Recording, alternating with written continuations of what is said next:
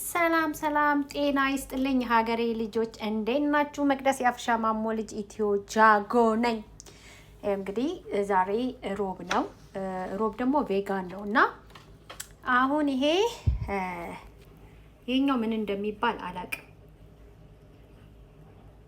ፑሬ ይባላል ግን በአማርኛ ምን እንደሚባል አላውቅም። ቀይ ሽንኩርት፣ ካሮት፣ የተለያየ የፈረንጅ ቃሪያ በብርቱካን ከለር እና በቢጫ ከለር እና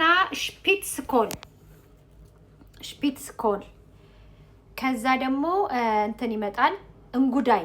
ብዙ ሰዎች እንጉዳይን የጅብ ጥላ ነው የአሮጊት ፈስ ስትሉ ሰምቻለሁ። ሼም ኦን ዩ ጋይስ። የአሮጊት ፈስ ወይም ደግሞ የአሮጊት ጥላ ወይም ደግሞ የጅብ ጥላ እንደፈለጋችሁ ጥሩት። እሱ መርዛማው ነው፣ አይበላም። መሽሩም ወይም ደግሞ ፒልስ በጀርመንኛ ወይም በአማርኛ እንጉዳይ ይባላል እና እንጉዳይ ጨምርበታለሁ። ብራውን ወይ ደግሞ ጸይም እንጉዳይ፣ ነጭ እንጉዳይ አለ። በተረፈ የጅብ ጥላ በሉት የአሮጊት ፈስ በሉት ምናምን እሱ መርዛማ ነው። በፍጹም ቃላቱን እንዳትቀበሉ እንዳትጠቀሙ። የትም ጫካ ላይ የሚበቅለው ነው። በቅሎ እስከ መጨረሻው ካልተነቀለ የሆነ ፈንገስ የሚመስል ዱቄት ቡል የሚል ነገር ይወጣዋል። ለዛ አንዳንድ ቦታ ላይ የአሮጊት ፈስ ይባላል። አይባልም። አሮጊት ግን ሲያረጅ ይፈሳል እንዴ? ህፃን ነው የሚፈሳው። ግን የጅብ ጥላም ይባላል እና እሱን ቃላት እንዳትጠቀሙ። የጅብ ጥላ አደረግኩ እንዳትሉ። በተለይ ከተሜዎች፣ የከተማ ልጆች ላርማችሁ ብዬ ነው። እና እንጉዳይ ነው በአማርኛ። ጥቅል ጎመን እና ደግሞ ፕሮኮሊ አረንጓዴ አበባ ጎመን ሲባል ቫይሰኮል የሚባል ብሉመንኮል የሚባለው ደግሞ ነጭ አበባ ጎመን ሲሆን ፕሮኮሊ ደግሞ አረንጓዴ አበባ ጎመን ይባላል።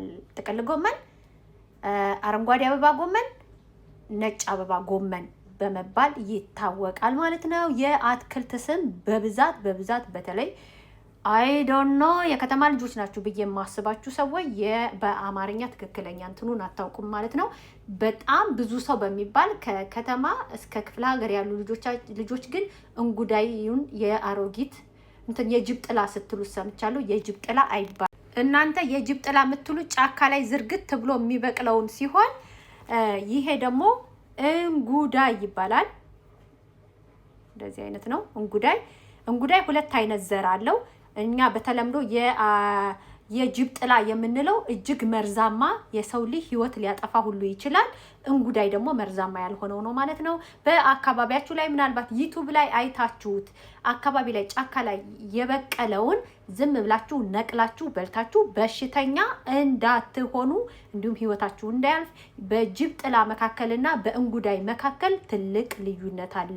የሚበላ መርዛማ የሆነና መርዛማ ያልሆነ ስላለ ማለት ነው። ይሄ ብራውኑ ነው። ነጭም እንጉዳይ አለ። ይሄን ጨምራለሁ። አረንጓዴ ነገሮች ይቀራሉ። አሁን ቢጫ፣ ቀይና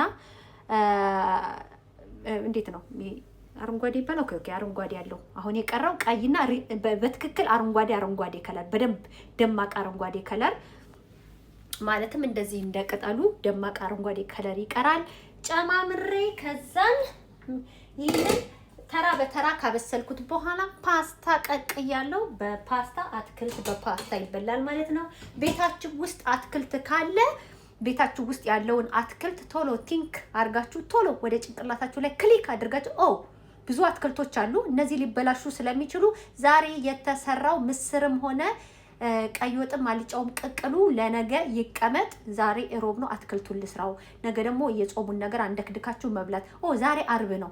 ኦርቶዶክስም ባልሆን ሙስሊምም ብሆን ፕሮቴስታንት ብሆን እስቲ አርብን ዝም ብዬ ቬጂተሪያን ልጠቀም። ምክንያቱም በጣም ብዙ አትክልቶች አሉኝ። ግዴታ አይደለም፣ አልጾምም። ለምን ትንሽዬ 100 ግራም 200 ግራም ስጋ ጣል አላደረግበትም ብላችሁ ደግሞ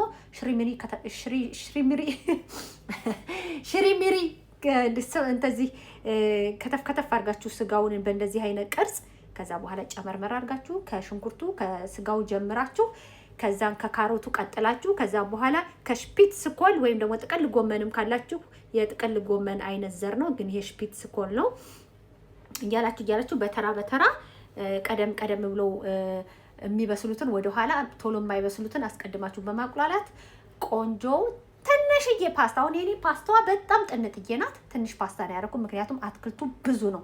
ከፓስታው አትክልቱን በእጥፍ አብዝታችሁ ቆንጆ ሄልዚ የሆነ ምግብ ተጠቀሙላለው።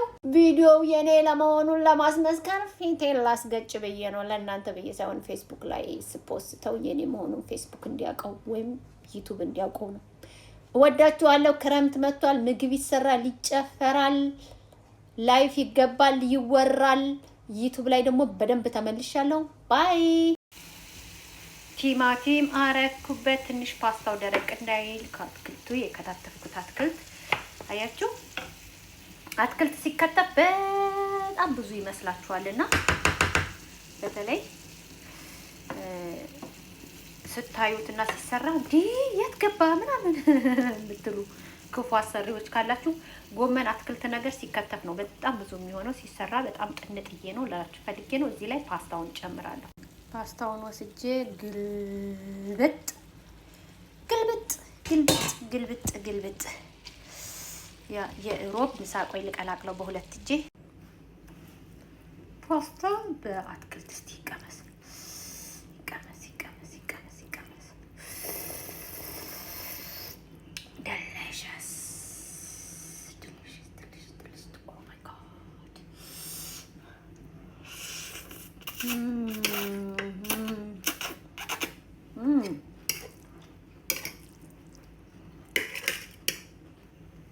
ነጥዬ እጅሽ ይባረክ። በዚህ ላይ የረሳሁት ነገር አተር እሸት ድፍን አተር ቢገባበት ሞር ያሳምረዋል። በቆሎም ቢገባ እንትን ምንድነው? አዎ በቆሎም ቢገባበት በጣም አሪፍ ነው ምናምን። ይሄን ይመስላል ፓስታ በአትክልት ንጹህ አትክልት ራሳችሁ ክትፍትፍትፍትፍ አድርጋችሁ ሰርታችሁ እንደዚህ ሲበላ ከፓስታው ይልቅ አትክልቱ ይበዛል። እንደዚህ ጠጋ አድርጌ ላሳያችሁ። አትክልቱ ነው የሚበዛውና ግን ፓስታው ነጭ ስለሆነ ፓስታው የበዛ ይመስላል። አትክልቱ ነው በጣም ብዙ። ወዳችኋለሁ፣ አከብራችኋለሁ። መቅደስ አፈሻ ማሞ ልጅ ነኝ። በሌላ ጊዜ እስከምንገናኝ ድረስ ይሄንን ፌስቡክ ፎሎ እያደረጋችሁ ዩቲዩብን ፎሎ እያደረጋችሁ ቲክቶክን ኢንስታግራሜንም ፎሎ እያደረጋችሁ ተከታተሉኝ። እወዳችኋለሁ፣ አከብራችኋለሁ። የሀገሬ ልጅ ካልተመቸኋችሁ ደግሞ ምን በቃ አትገደዱም። አንድ ልጅ ከመውጣት አትገደዱም። ደስ እንዳላችሁ ከፈለጋችሁ ፎሎ አድርጋችሁ ከፈለጋችሁ ፎሎ ሳታረጉ እንደፈለጋችሁ እዩ። በቃ አስተያየታችሁን ጻፉ። ያ አንድ ልጅ